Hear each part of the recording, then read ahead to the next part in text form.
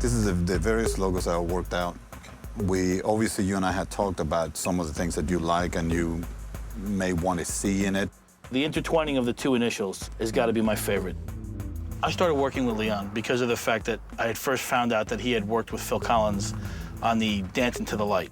And since I had been working with so much of the Genesis and Phil connection on this album, I wanted somebody to do the visual side that was connected along that side as well. I decided to give it a watercolor treatment.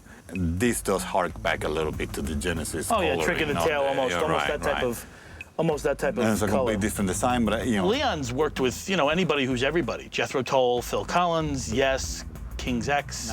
He's a go-to guy in the industry when it comes to actually going for something that's going to be eclectic.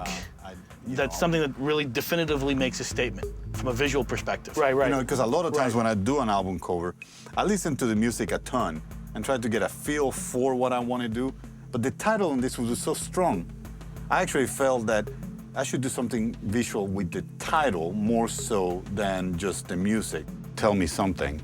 The phrase itself, it was inspiring on its own. Dali, but I like Dali, and I like, and it's not like everything I do is Dali, but I like the idea of giving this thing a surrealistic setting of sorts. Because if I just put a mundane image of a phone on a street, everybody knows that, it has to have some special. Having Leon do this, I knew that I was hitting a home run from the minute I stepped up to the plate, based upon the fact that I knew that whatever he was going to bring to the table was going to be visually appealing to any age, because anything that he does from a graphic design standpoint is totally intriguing. I like the concept of the phone, just arbitrarily placed in the desert in the middle of nowhere. Phones tell you stuff. Well, that's the bottom line. I mean, the worst thing that I think could happen to me, other than having to explain what a lyric means, is turning around and having to explain why did I pick the cover that I picked. You know what I'm saying? The image is kind of like a dream. When you dream, you recognize everything, but nothing is really in the place where they normally are. You don't usually go and walk through dunes and find public phones every half a block or so.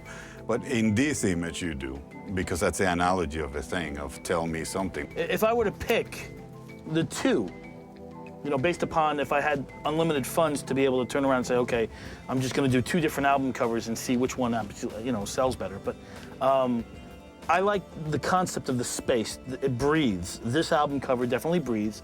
It still tells the story. And you know what? It's got that interesting, the sand falling out of the album. Today's CDs, a lot of times, they're just like close-ups of pieces or photos. I wanted to have something the equivalent of a vinyl cover. I know we don't have the 12 by 12 like we used to, but I still like to keep that idea, because I think it has more visual punch. Definitely this is spot on, because, you look at it, I keep gravitating. I can look away and keep gravitating to, out of the four of these, to that one. I didn't have to think twice about working with Leon. It was a no-brainer.